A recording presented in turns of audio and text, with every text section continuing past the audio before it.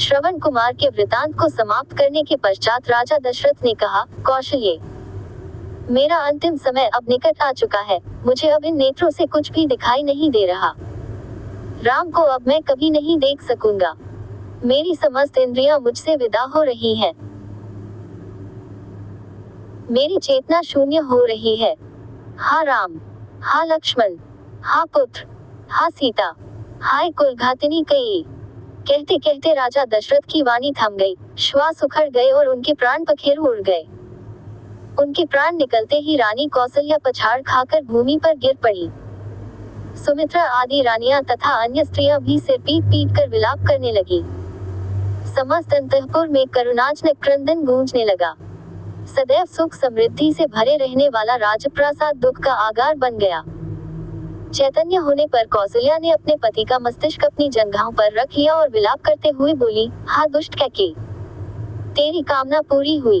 अब तू सुखपूर्वक राज्य सुख को भोग। पुत्र से तो मैं पहले ही विलग कर दी गई थी, आज पति से भी वियोग हो गया। अब मेरे लिए जीवित रहने का कोई अर्थ नहीं रहा। कैकेयी की राजकुमारी ने आज कौशल का नाश कर दिया है। मेरे पुत्र और पुत्रवधू अनाथों की भांति वनों में भटक रहे हैं। अयोध्यापति तो हम सबको छोड़कर चले गए, अब मिथिलापति भी सीता के दुख से दुखी होकर अधिक दिन जीवित नहीं रह पाएंगे। हा कैकेयी, तूने 2 कुलों का नाश कर दिया। कौसल्या महाराज दशरथ के शरीर से लिपटकर फिर मूर्छित हो गई। प्रातःकाल होने पर रोते हुए मंत्रियों ने राजा के शरीर को तेल के कुंड में रख दिया। राम के वियोग से पूर्व में ही पीड़ित अयोध्यावासियों को महाराज की मृत्यु के समाचार ने और भी दुखी बना दिया। राजा की मृत्यु के समाचार प्राप्त होते ही समस्त व्यथित मंत्री, दरबारी, मार्कंडेय, मौद्गल, वामदेव, कश्यप तथा जाबाली वशिष्ठ के आश्रम में एकत्रित हुए। उन्होंने ऋषि वशिष्ठ से कहा, हे महर्षि, राज सिंहासन रिक्त नहीं रह सकता, अतः किसी रघुवंशी को सिंहासनाधीन कीजिए।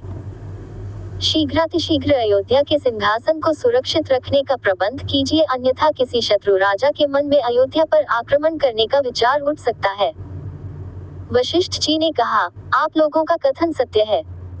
स्वर्गीय महाराज के द्वारा भरत को राज्य का उत्तराधिकारी घोषित किया ही जा चुका है, अतः मैं भरत को उनके नाना के यहाँ से बुलाने के लिए अभी ही किसी कुशल दूत को भेजने की व्यवस्था करता हूँ। तत्काल राजगुरु वशिष्ठ ने सिद्धार्थ, विजय, जयंत तथा अशोकनंदन नामक चतुर दूतों को बुलवाकर आज्ञा दी कि शीघ्र कैकेयी जाओ और मेरा ये संदेश भरत और शत्रुघ्न को दो कि तुम्हें अत्यंत आवश्यक कार्य से अभी अयोध्या बुलाया है।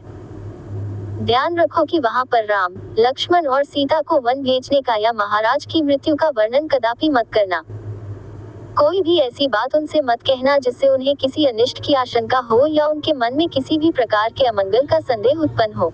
राजगुरु वशिष्ठ की आज्ञा पाते ही चारों दूतों ने वायु के समान वेग वाले अश्वों पर सवार होकर कैकेयी देश के लिए प्रस्थान किया।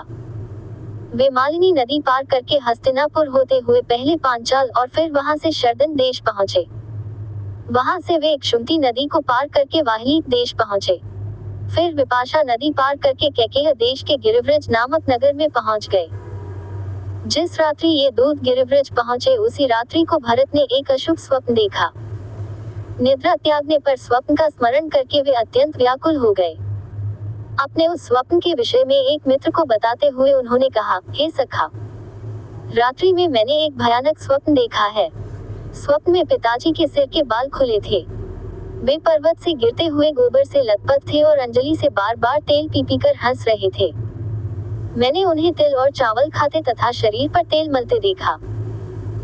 इसके बाद मैंने देखा कि सारा समुद्र सूख गया है, चंद्रमा टूटकर पृथ्वी पर गिर पड़ा है, पिताजी के प्रिय हाथी के दांत टूट गए हैं, पर्वतमालाएं परस्पर टकराकर चूर चूर हो गई हैं और उससे निकलते हुए धुएं से पृथ्वी और आकाश काले हो गए हैं।